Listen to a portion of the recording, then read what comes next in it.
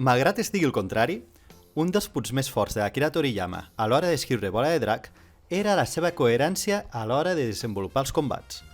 En aquesta sèrie de vídeos els analitzarem basant-nos exclusivament en l'obra original, el manga, i comprovarem com sovint les guies oficials patinaven perquè estaven fetes amb descuit. El combat contra els Raditz és la primera lluita de Bola de Drac corresponent a etapa Z de l'anime, i la que el Toriyama utilitzarà per definir el funcionament bàsic que tindran totes les lluites de Bola de Drac a partir d'aquest moment. No és que en anteriors lluites aquests conceptes no hi fossin, però funcionaven d'una manera molt més ambigua. És a partir que hi posen números a través dels dispositius per detectar energies que aquestes regles es defineixen concretament. I el millor de tot és que tot el que es defineix en aquests capítols es respecta fins al final del manga, és a dir, fins al final de la saga Buu. Començarem analitzant els diferents lluitadors implicats. El Son Goku és un lluitador força equilibrat a mesura que avança la sèrie, però en aquesta etapa no ho era tant. Evitava volar fins i tot ben entrada a la saga dels Guerrers de l'Espai. Recordem que quan torna del planeta del Kaito encara utilitza el núvol Quinton, i amb el Freezer demana de lluitar a terra en comptes de fer-ho volant. Utilitza atacs d'energia quan aquests li aporten un avantatge decisiva, però en igualtat de condicions prioritza clarament el cos a cos. Aguanta els cops bastant bé, però sense destacar especialment com ho fan altres personatges. Això, sumat al que hem dit de prioritzar el cos a cos, fa que tingui un nivell de ki inferior a la mitjana, el qual compensa amb una força física i una defensa un pèl superiors. Pel que fa al poder que té en aquesta lluita, ens el diu el Raditz clarament, 416 unitats. El cor petit sol ser més resistent que el Goku, tot i que no per molt. Com a Namekia, resisteix millor que altres espècies les amputacions o lesions greus a les extremitats, i ferides que podrien ser fatals, ell les pot regenerar i desgastar-se molt menys. Però això és un extra que no es veu reflectit ni al nivell de poder ni a les característiques generals.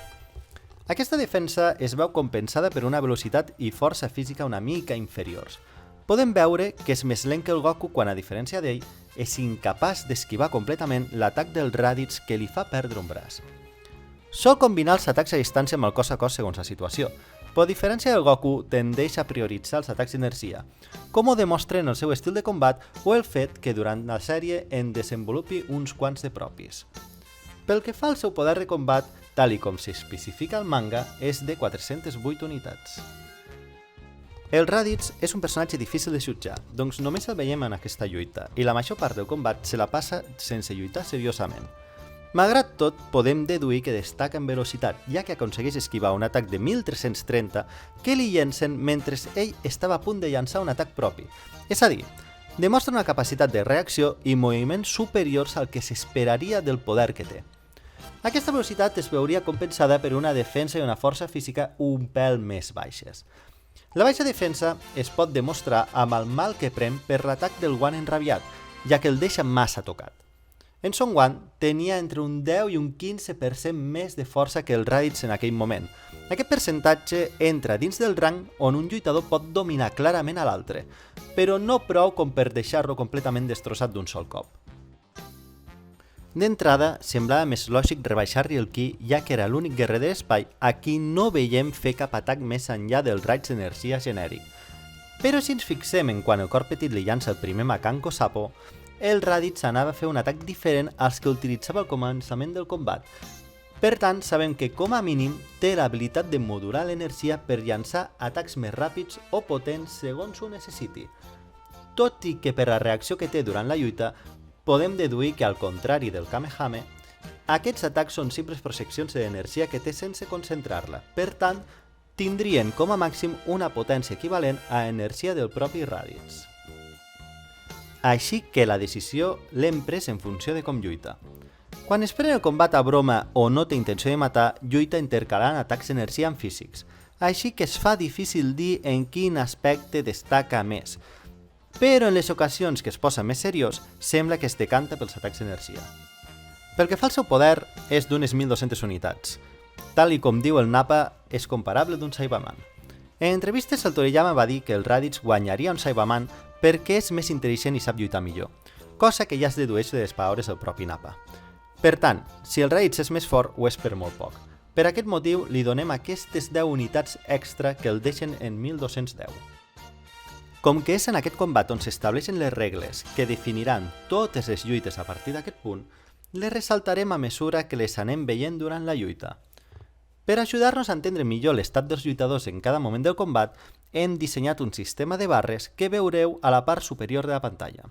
Per qualsevol dubte sobre el seu funcionament, mireu el vídeo explicatiu que teniu a la descripció. El combat comença amb el Raditz dominant, demostrant una gran superioritat i deixant clar que no es pensa prendre el combat seriosament. Això queda clar quan diu: però liquidar-vos només és qüestió de temps, de mica en mica aniré atacant amb més força. Per tant, el Raditz adapta la força dels cops per jugar amb el Goku i el cor petit. Des del punt de vista d'aquests dos, els cops serien tan forts com si els rebessin d'algú tan fort com ells, però pel Raditz no suposen cap esforç, així que el desgast que té és nul. Doncs per ell, més que una lluita, és un escalfament. Arribem al primer punt destacable del combat. El Raditz en l'aire. Llença un atac d'energia que el Goku esquiva, però el cor petit no pot, i aquest perd un braç. Després es posa darrere el Goku i li clava un cop una mica més fort dels que li havia clavat fins ara. Vist el panorama, als nostres herois els caldrà un canvi d'estratègia, i aquesta girarà entorn la nova tècnica del cor petit. Mentre ell concentra en Makanko Sapo, el Goku intenta entretenir el Raditz. Val a dir que en aquest punt el Raditz està totalment confiat i per tant no és d'estranyar que el segueixi el joc. Com que el Raditz juga amb el Goku, la pallissa que aquest rep no és fatal, tot i que lògicament pren mal. De sobte, el Goku s'enlaira i llença un Kamehame després d'acumular una força de 924 unitats.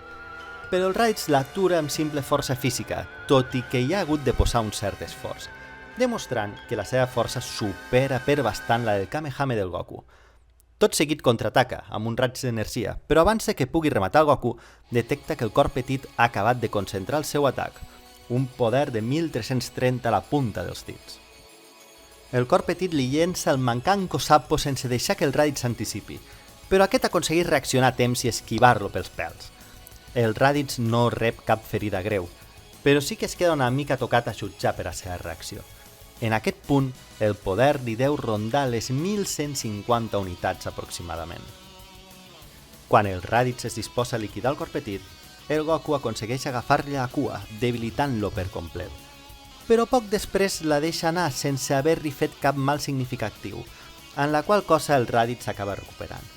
Un cop alliberat, el Raditz es dedica a torturar el Goku, confiat que si el cor petit t'ataca, el podrà tornar a esquivar.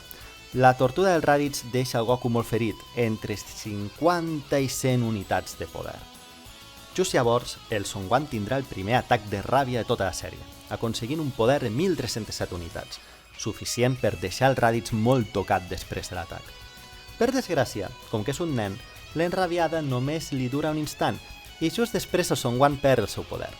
Llavors, el Raditz el deixa estabornit, però quan va a rematar-lo, el Goku l'immobilitza. En Raditz intenta escapar-se, però ha quedat massa feble després del cop brutal del Son Gohan i no pot fugir. Aquesta escena ens introdueix dues regles bàsiques dels combats de bola de drac a partir d'aquest punt.